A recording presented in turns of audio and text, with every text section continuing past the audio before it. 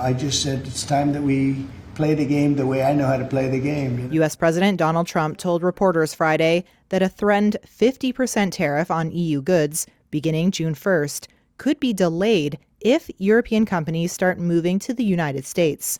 I'm not looking for a deal. I mean, we've set the deal. It's at 50%. But again, there is no tariff if they build their plant here.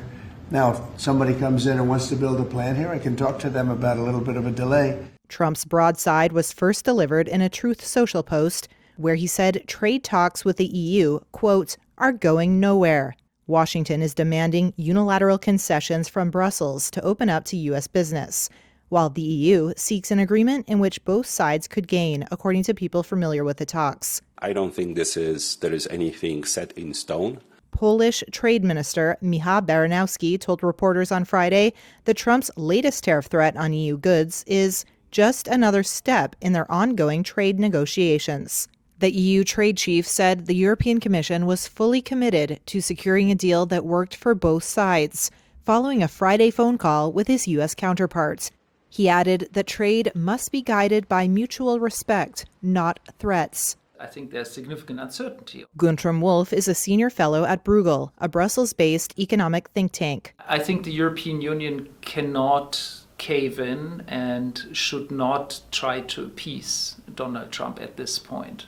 The experience of the last couple of months is that this US president actually blinks. I mean, he actually gives in when faced with the major negative consequences of his actions. And so I think it's important to document and show that this is actually going to be very harmful for the US economy as well as for the European economy.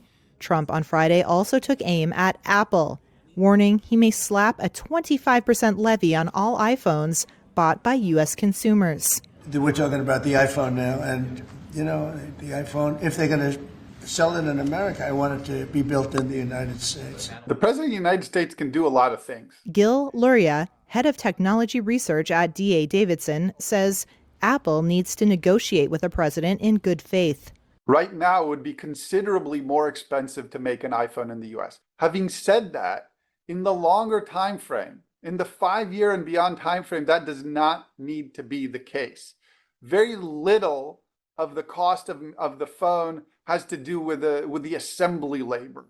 A lot more of it has to do with the facilities, the technology around the manufacturing, and the skill set in designing the production of the handsets.